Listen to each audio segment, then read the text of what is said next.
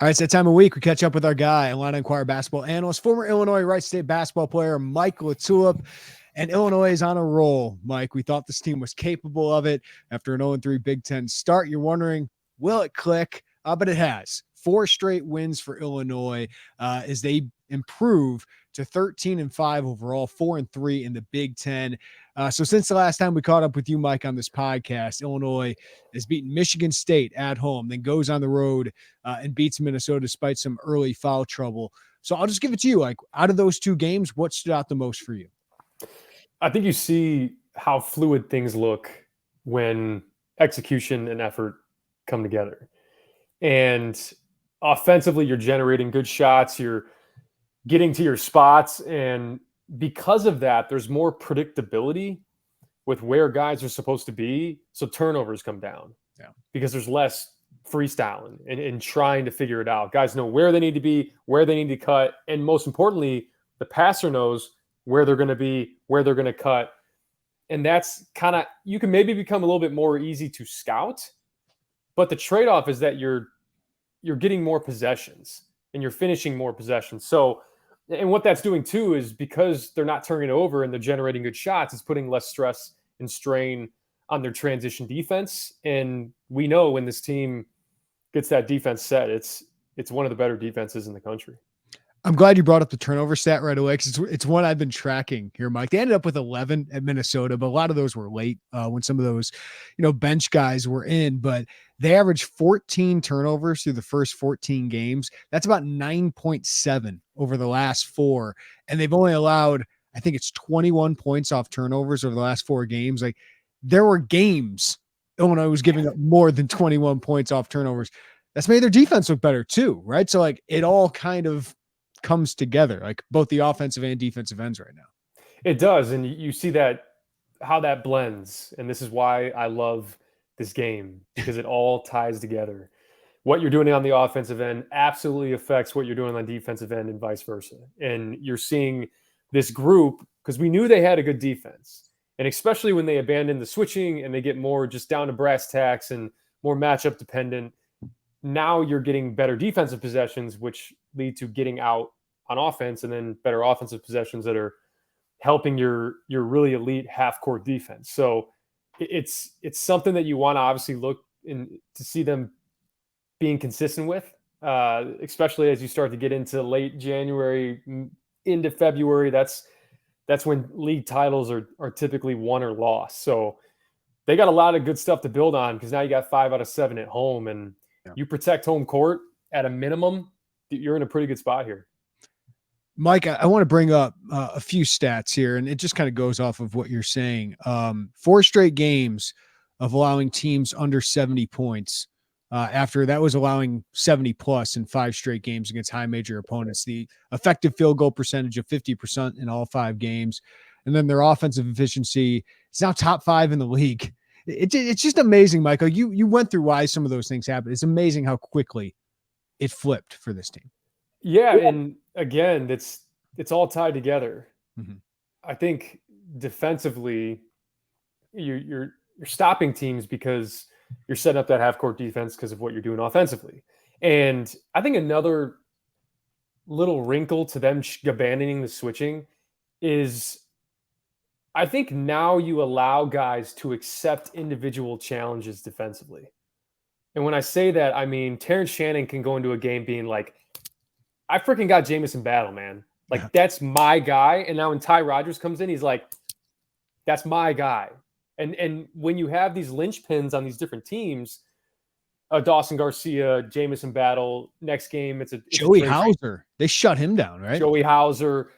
You allow these guys to, if you want to be selfish defensively, go for it. In the right way, obviously, but you're never going to fault a guy for being like, yeah, sorry, man, you're not scoring on me tonight. Now, you can't do that as much when you're switching, because the matchups are never the same. You're up here, you're down here, you're going here, switch here, you go up. And now guys can really accept the challenge of their defensive assignments. And 2, if you're a coach and you got a guy who's maybe on the middle part of the scout and he's killing you and he's doing exactly what you said he was going to do in the scout, now you look and see who that matchup is. And you're getting killed, man. Like there's more accountability there. And granted, you can have accountability for the whole team because when you're switching, but now it's guys that can really take on that challenge. Because I'll say this, man, you would not have been able to tell that Terrence Shannon was not having a good offensive game in that game. And I'm not sure you could say that a month ago because I think he got fixated on those things. He had a play this past game against Minnesota. I think he turned it over. It was kind of a helter-skelter fast break possession. He dribbled off his foot and it went right to Minnesota. And initially he like puts his hands up in the air, whatever, and then snaps right back into it, starts pressuring the ball at half court, gets into him, makes the entry pass that much harder. They're able to get a hand on it because of his ball pressure, and then he's leaking out for just an easy, you saw it was a right-handed layup. He caught it and just basically walked in for a layup.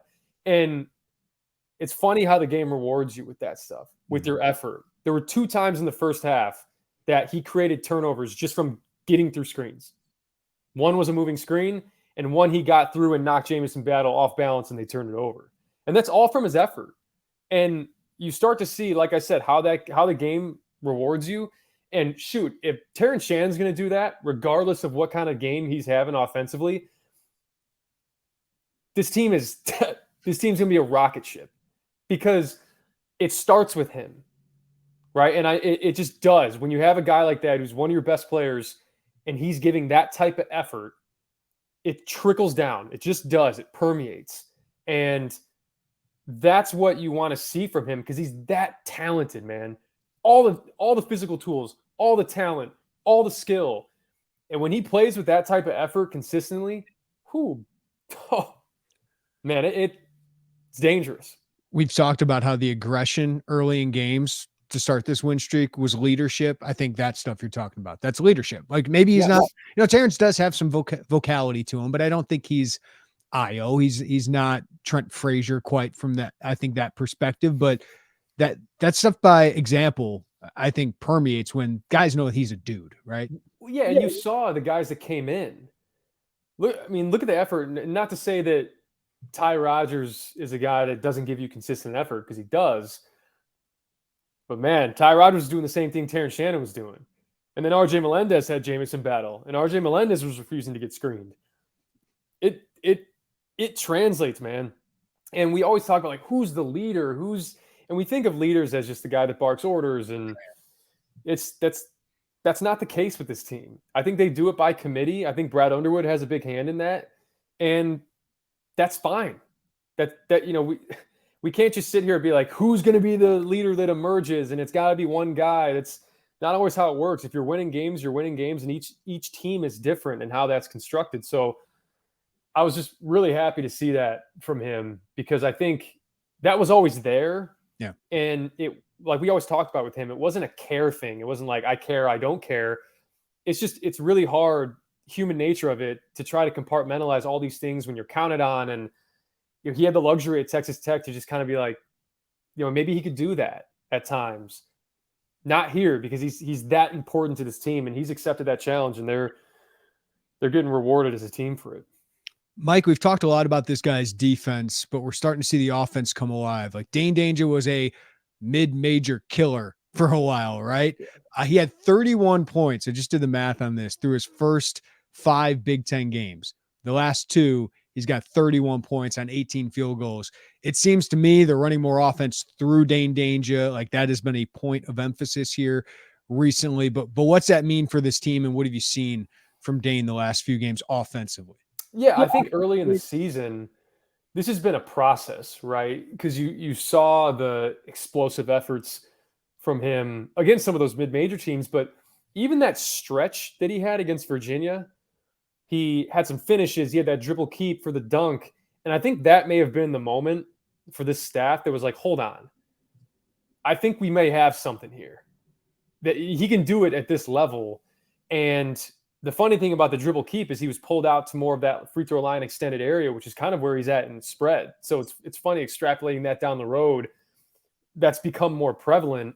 And let me just interrupt you real quick, Mike, just to throw this out there. He had 13 against UCLA.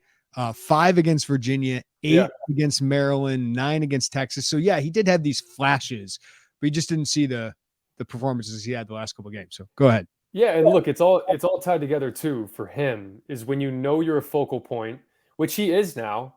They are trying to get it into him. Terrence Shannon, these guys, they're dribbling up, and part of it's he runs the floor hard and he gets to his spot. So now in secondary transition, if it's a guard that has to come and hold because their big man's not sprinting back, now you can quick enter it, and he's got a guard on him. He can go to work. Now they maybe have the big that finally recovers. You got 2 guys on there. He can pass it out. It's working, and it's because he's so efficient.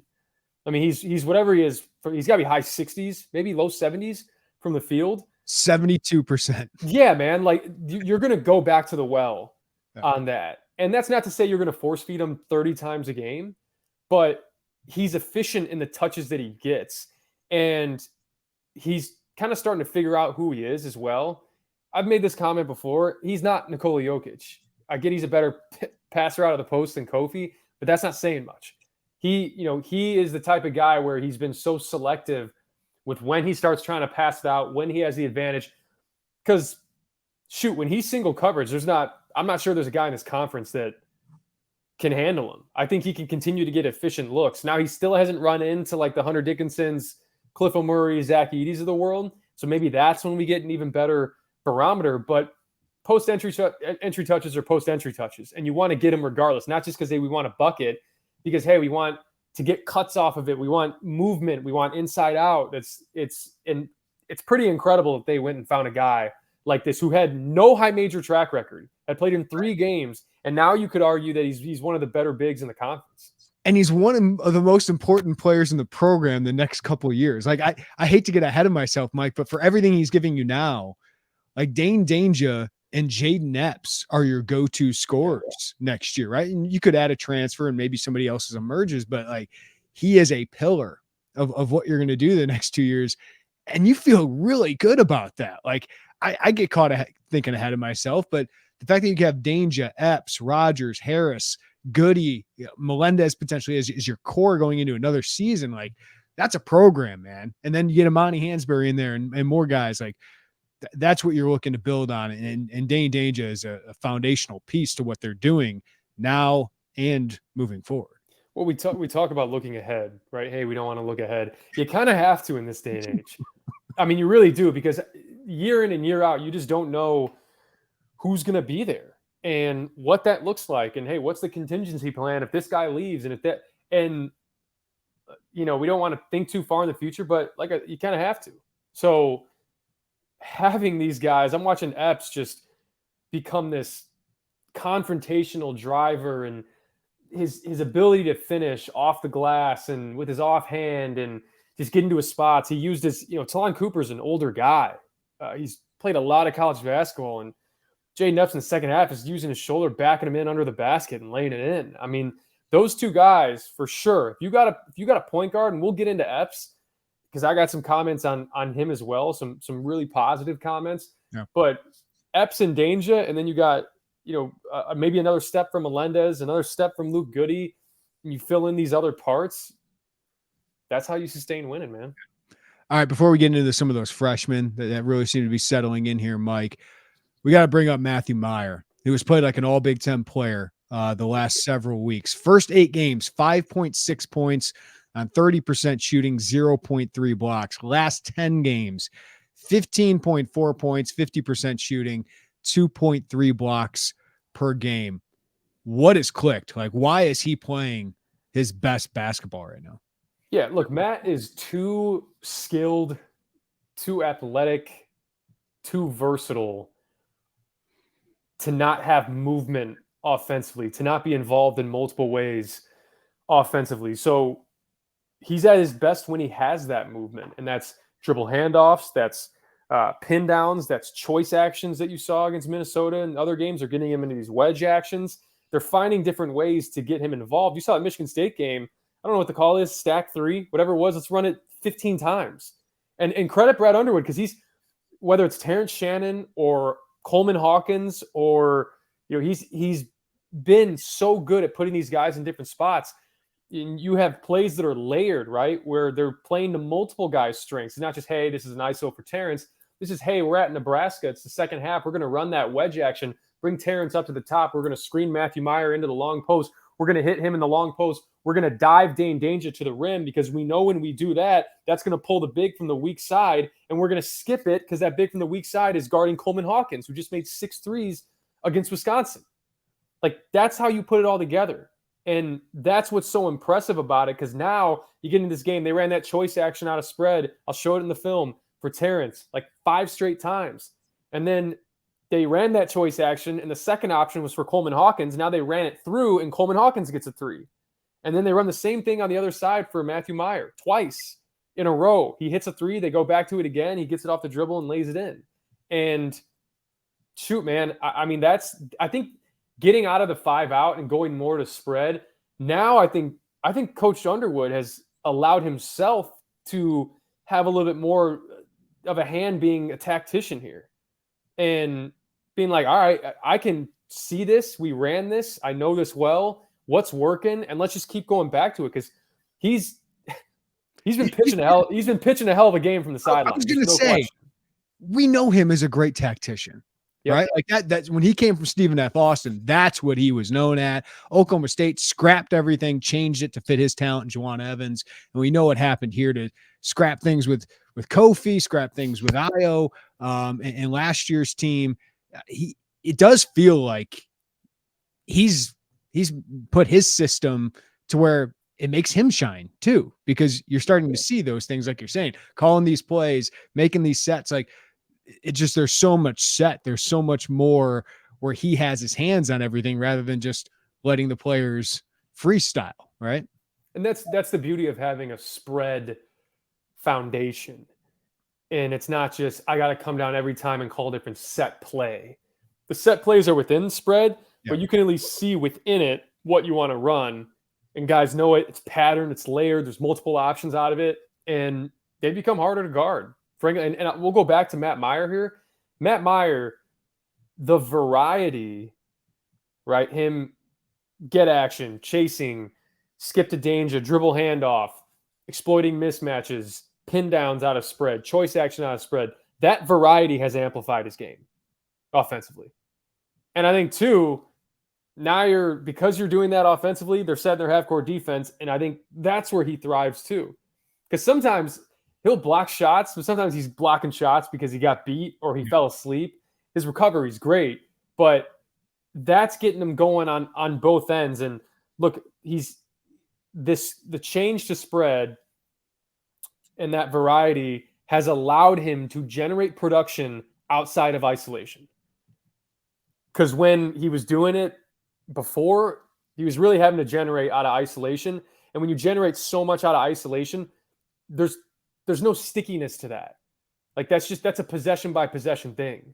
Now, because he's generating it within the confines of spread, now you can pick on guys because you can put him in different spots. So it's like the 1,000th reason why this shift to spread has been so beneficial for this team. But the most important thing is that it's your really, really good offensive players, the ones that can generate high percentage shots for you. They've taken another step because of that. So, I mean, Meyer's been tremendous, man. He's gonna, if he continues at this rate, I don't see how he stays off an all-league team. Yeah, and you and I talked about it. Like, you're starting to see, there's another NBA prospect here. I don't know if Meyer will get drafted. He's older, right? But he's going to be in a summer league. And you and I were texting before, like, how many teams in the Big Ten have 3+ summer league guys? We came up with Rutgers, which we love. We love that team, by the way. Rutgers potentially with Mulcahy, Omarui, McConnell, and now Cam Spencer, who's been as big of a transfer as anybody in the Big Ten so far. Can you find a third Michigan guy? Jet, obviously, and Hunter. I don't think there's a third guy. I'm not a big fan of that team after the first 2 guys.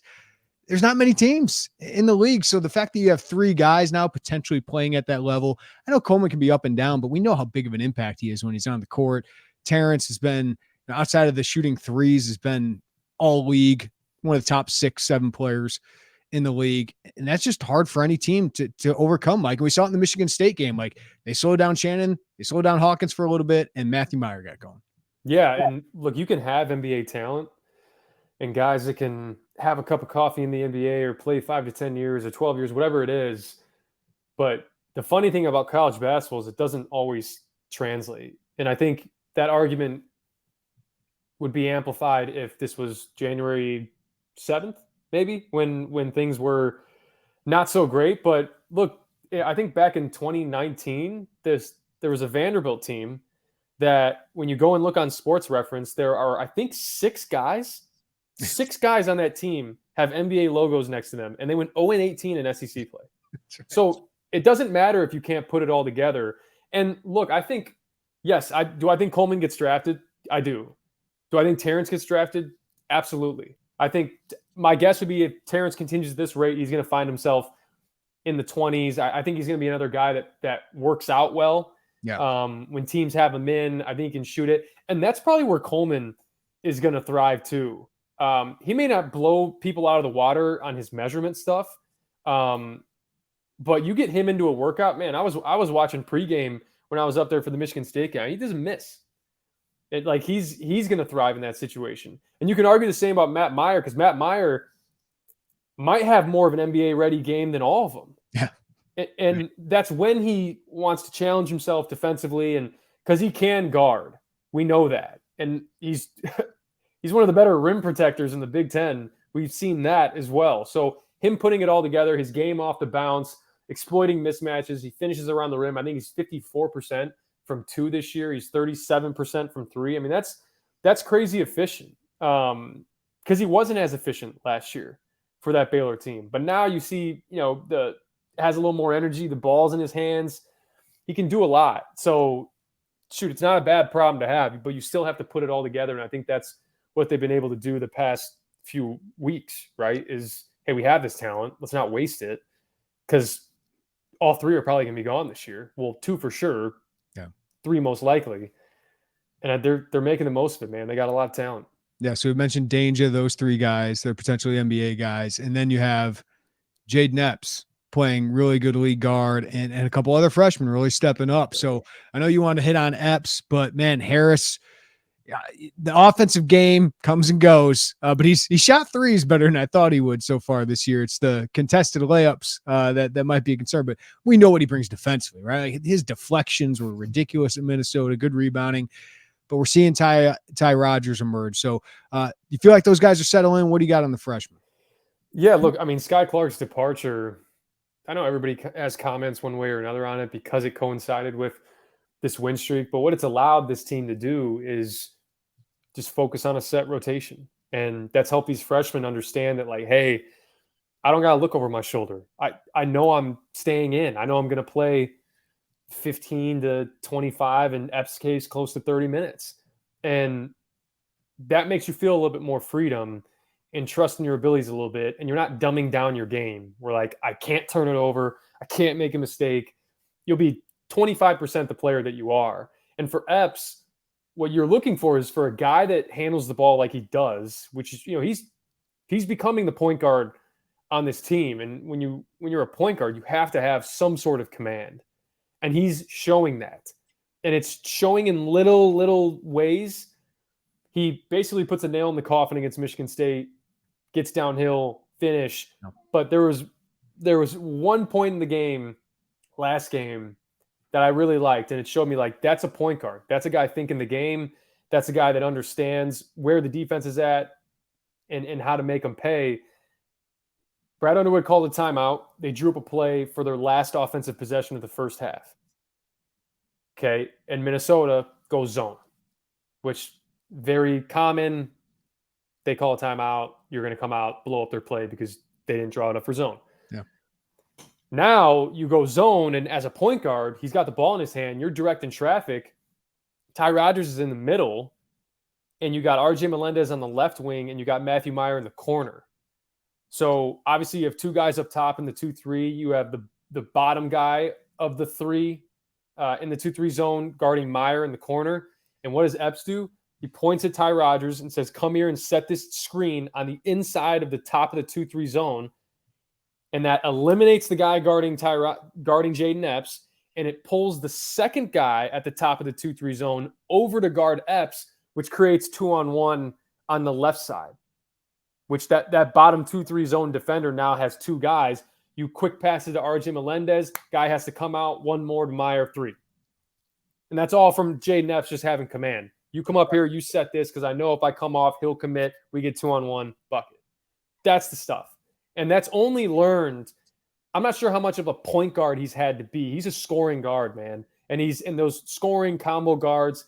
That's your thought. In high school, you're like, I'm not necessarily a point guard. I am trying to get a bucket. And if I get the defense to commit too much, then I'm passing. But I'm not naturally thinking, how can I break this down? Like that was Curbelo did that. Yeah. You know, that's what he did. But now with Epps, he's probably more gifted and consistent offensively than an Andre Curbelo. Curbelo's a better facilitator, but that little stuff, I think is just, it's so important because he's only going to get better at it. Yeah. He's only going to get better at it. So, and he's become such a good downhill driver. We know he can score. He's shooting a good clip from 3. I think he's been 10 a game like all year. It's not like he's had these crazy peaks and valleys. He's had games where maybe he's had 2 or 4 points, but for the most part, he's right there in that like 9 to 15 range every game, it feels like. Yeah, 63% at the rim for a guy his size. That's nuts. Yeah, for a guy his size and a freshman is really good, and it feels like it's only gone up. But I want to ask you about Ty Rodgers, man.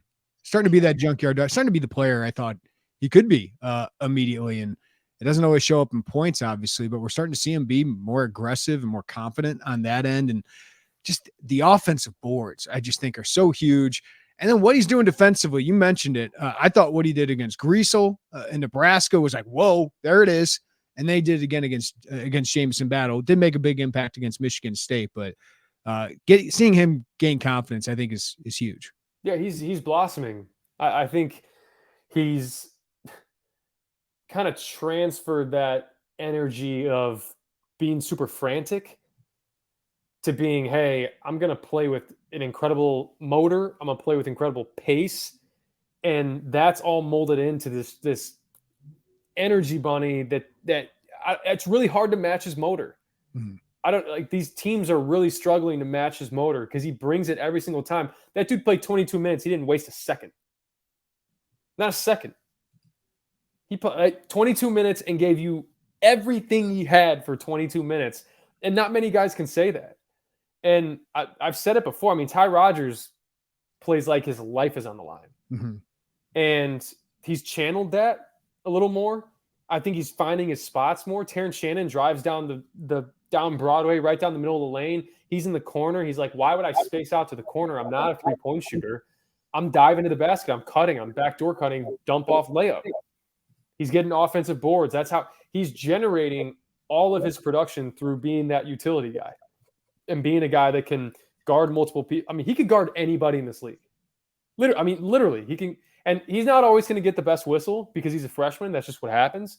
But more and more now, you're starting to see that these refs aren't really faulting him for his physicality. Whereas a lot of freshmen, like you start chesting guys, you're going and sit on the bench because they'll just call quick fouls on you. So his emergence, I think, is so important because on a very, very small scale where when Dainja and Hawkins get in foul trouble, you have Brandon Lieb to hold the fort down for 3 minutes.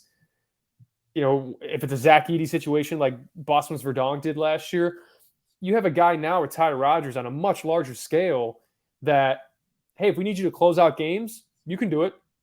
If we need you in big moments, you can do it. If we need you guarding the best player on the other team, you can do it. You can't say that most times about a freshman. So in some way, he's letting you down. And then offensively, he's continuing to understand who he is. And it's like, hey, I'm not this shooter. I'm not going to space the floor. Cool. I'm going to dive to the basket. I'm a backdoor cut. I'm an offensive rebound. And that's all you need from him, man. There's enough guys in this team that can score and do all those other things. He's getting all of his production right now from being a guy who's just relentless in his effort. And I don't see how that doesn't help his team down the road. As a former player, Mike, I just want to mention this real quickly. I don't know if he's going to make a big impact the rest of the year, but it's got to be really cool to see Brandon Lieb have a game like that.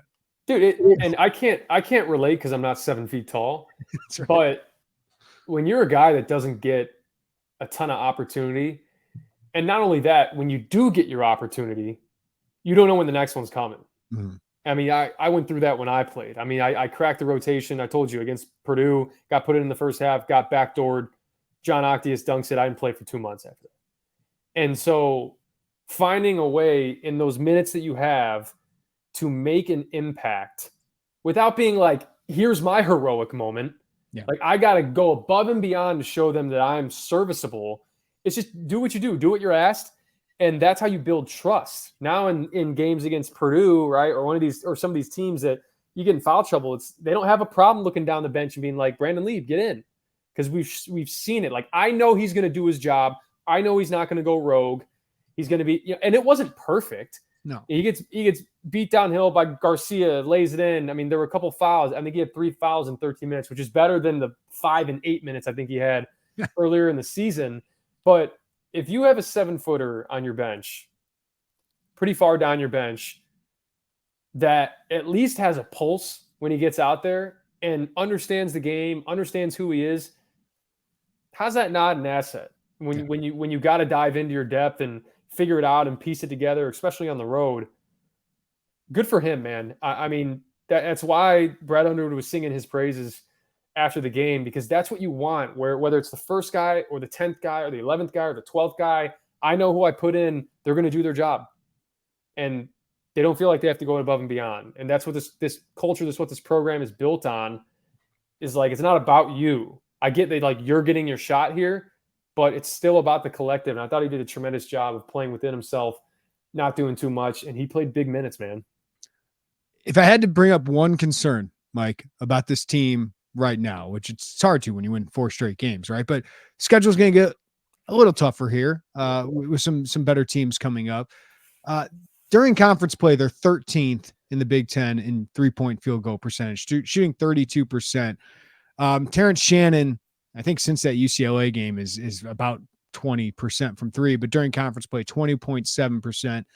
RJ Melendez, 27.8%. The good news is Hawkins is at 38, Myers at 37, Epps is at 38. Are you concerned, as a guy who shot the ball really well, concerned at all about their 3-point shooting? No, I mean, it's not the end all be all. And it's certainly not a sign that you can't win the league. Look at the team that shared it last year. Wisconsin was last. I mean, they were 31% from 3. And the best 3-point shooting team right now is Ohio State, who should be 1-5. Who's reeling right now. So, look, I think some teams have to live and die by it because, and maybe that's a Penn State, because they can't generate or they don't have the athleticism, the size, the skill to generate consistent paint production. Yeah. I mean, Illinois scored 54 points in the paint against Minnesota. So who cares about the outside shooting? They almost outscored them in the paint. 54-60. It was close. So, and to prove your point, they're number 1 in the Big Ten in 2-point percentage. Exactly. So there's a trade-off, right? If you're completely inept offensively and you can't shoot it and you're not generating any high quality looks. I mean, that was Indiana's struggle over the years to a degree. It was a ripple effect. They didn't have the point guard play to generate high quality 3-point looks. So they were semi-contested 3-point looks. And then outside of maybe Trace Jackson Davis, they didn't have a ton of guys that could operate in the paint and score or get downhill and get 2 feet in and, go through your chest and do that. So I think, this team can do that. They can score in the paint and they can do it in multiple ways. We can feed Dainja, or we can just exploit matchups, or we can get Terrence Shannon going downhill or Matthew Meyer going downhill. Because I think you've seen that with Matt too. Is like, shoot, he's really good at getting downhill and scoring in the paint. He's just got great touch and great feel. But I think for some of these guys, I know there's a number of them that aren't shooting particularly well in Big Ten play. I know there's a number of them that are. And for the ones that aren't, I would expect some positive regression. Like, I would expect, it's coming for RJ Melendez. It's coming. And for Terrence Shannon, it's coming too. Because all you have to look at is quality of shot. If you have good quality of shot, then water always finds its level. And I say the same thing about Coleman Hawkins and Jaden Epps, who I think in Big Ten play are high 30s, right? Meyer's a good enough shooter where I don't think it really matters. But at least for Epps and Hawkins, they're getting enough quality looks. Hawkins can teeter on that sometimes. Yeah. But if they continue to get quality looks, they're both good enough shooters where I don't know why they can't stay above 35%. So once Shannon and Melendez pull it up, like, you're going to be probably middle of the pack. And if they're middle of the pack from three and they're still doing what they're doing in the paint, oh boy. You just turn that into a positive, Mike. The fact that they could have positive, regression here could be a really, really good thing. All right, big stretch coming up, but it is I keep saying, Mike, this is the time if you want to put some pressure on Purdue, who, boy, they look so consistent compared to every other team in the Big Ten. This is a stretch you can make up some of that ground. 5 in the next 7 are at home, and it starts with 2 big home games. I know these teams are reeling, but we know they're talented. But Indiana, with all their injuries right now, they're 2-4 in the Big Ten. And then Ohio State, which has lost, I believe, 4 in a row as well, and should be 5, I believe, with the Rutgers loss that they have. That shouldn't have been a win. You got those in the next 2 games. So what are you looking for against Indiana in that matchup? And then if you want to dive into Ohio State as well. Yeah, I'll get to Indiana and I'll get to Ohio State. I wanted to throw this in here because I think it's so important when you're thinking big picture on a potential title run, right? I know we're 7 games into the schedule, but that can slip away from you quickly. And to me, we look at schedules and we look at names most of the time, and it's like, oh, tough 4-game stretch. If we come out of here 3-1, or if we can give ourselves a chance. You do not win this league if you don't take care of business against the bottom half. Oh, yeah. You just don't. And that's proven. Look at the past 2 seasons before this. I mean, this Illinois program in 2020, 2021, bottom half of the Big Ten, 7-2. Last year, 9-1. And look, there's 3 losses right now against the bottom half of the Big Ten, but that's not to say the 2 that I just mentioned were final standings. Northwestern could find its way in the top half. Penn State could find its way in the top half. Who knows? Maryland could go on a run. Who knows? There's a lot that has to happen.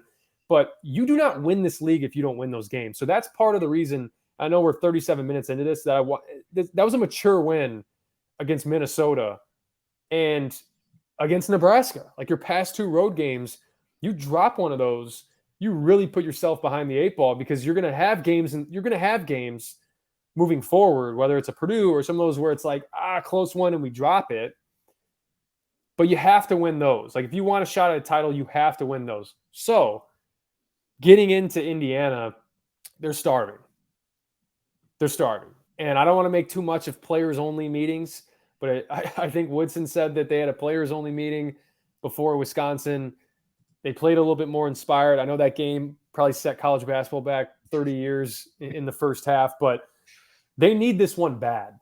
Yeah. And you have to understand, if you're this Illinois team, that the more this season goes on, the more teams are going to need this game bad.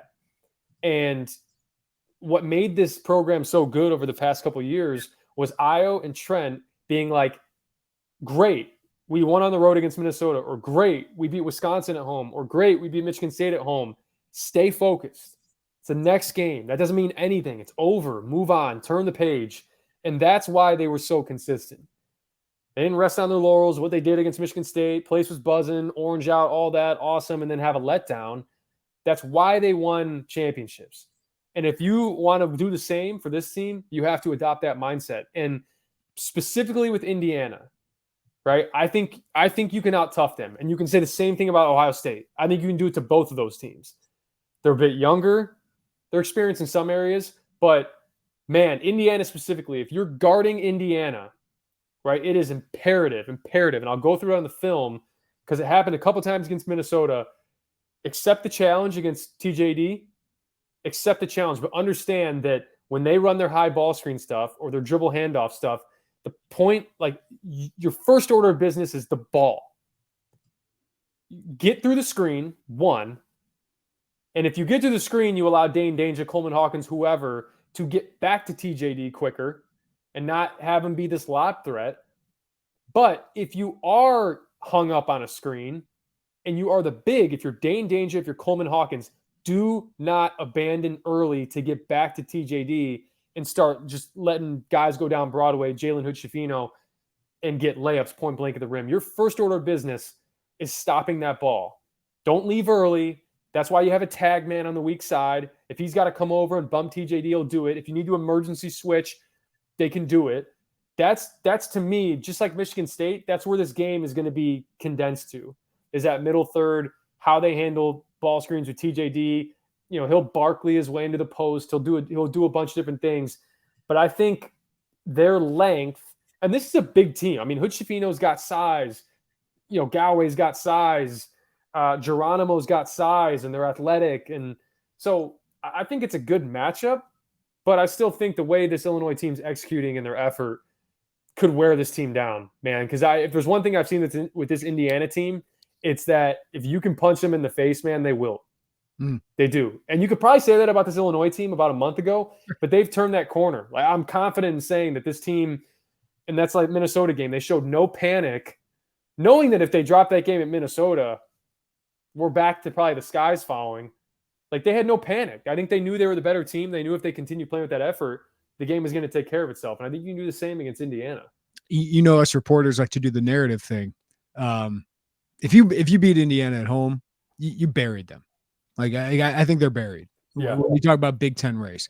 And all of a sudden people are talking about Illinois. Like, oh, this is the team, or Rutgers, Illinois, Iowa. These are the teams that can do it, and that can, have a chance to catch up to Purdue at the end. Ohio State, man, like, they're still highly ranked in the KenPom. The metrics still love them because they're efficient offensively, but Bryce Sensabaugh is a dude. Feels like they just cloned Malachi Branham. What do you think of that matchup on Tuesday, Mike? Because we won't be able to talk to you before then. Well, if Indiana's starving, Ohio State's famished. I mean, they're having similar struggles right now that Illinois had a couple weeks ago. I mean, this is a new team. There's a lot of transfers. There's freshmen, and right now they don't know who is who. Like, their role allocation is all messed up. I think Zed Key thinks he's the guy at times. I think Justice Suing thinks he's the guy at times. I think Bryce Sensabaugh for sure thinks he's the guy sometimes, and he may be the guy. And that is hard sometimes for upperclassmen to accept. And then you have these other parts. You have McNeil, you have Tanner Holden off the bench, you have Bruce Thornton, you have a number of guys that I think are just trying to find their way. Now, they have talent, there's no question, and they have size, they're physical, but you can make life difficult on them. I've seen Bryce Sensabaugh, and this happens a ton with freshmen, he gets frustrated. And a lot of times he can come into games and be the more physical guy, have size on you, he's skilled, can shoot. I think they can bother him with their length, their size. They're going to throw a ton of bodies at him. And two, I think whether it's Terrence Shannon or Coleman Hawkins or Matthew Meyer, you can send a lot of guys at him. And that's, again, going back to this defense where now you can accept individual challenges. And I know that if you're Terrence Shannon, if you're one of these older guys, you're licking your chops thinking about frustrating a freshman. And frustrating a potential lottery pick? He's going to be up there. Yeah. He'll for sure. He can be a top 15 pick, no question. It is size, ability to shoot it, offensive repertoire. Like, that is, you have all the motivation in the world defensively if you're Illinois. You're like, man, we can stick it to these guys. Because I watched them against Maryland. Maryland went on a little run to start the second half. It was over for them. Because I'm not sure that they've gelled enough as a team, a new team, to be able to withstand those types of things. So, and they're small. They are. They're big. Yeah, strong, but they're small. And I think that's another way that you can impose your will. So it's a big home stretch, man. I mean, you win these two at home, you're sitting at 6-3. Who knows what's going to happen for some of these other teams? I think, thinking about, I guess Rutgers, they go Michigan State, Penn State, Iowa for their next three, 2 of those on the road. Mm-hmm. So, yeah, you can certainly get some movement here. And I don't know. Purdue plays Minnesota again for what feels like the 7th time. And then they get Maryland. But Purdue has a tough stretch coming up. End of January, they go to Michigan. They got Michigan State, Penn State, Indiana, Iowa, all in a row. And to me, that's where they lock up the league or not. If they run the table there, it's done. You take your ball and go home. But if they split some of those, if they keep that door open, they've already got one loss in conference. So it's if you're Illinois, you're sitting at 6-3, and Purdue drops one of these next 3, game back. Yeah. Your game back. Ken Pom projects Illinois to win 6 of their next 7. Now, a lot of those are 2-3-point games, including a win at Wisconsin, Indiana, Ohio State, Rutgers at home, like all those really close, but just tells you what they could do during this next couple of weeks. Well, Mike LaTulip, thanks as always, man. Went a little longer, but there's so much to talk about with a team on a 4-game win streak, man. Appreciate it. Let's keep it rolling.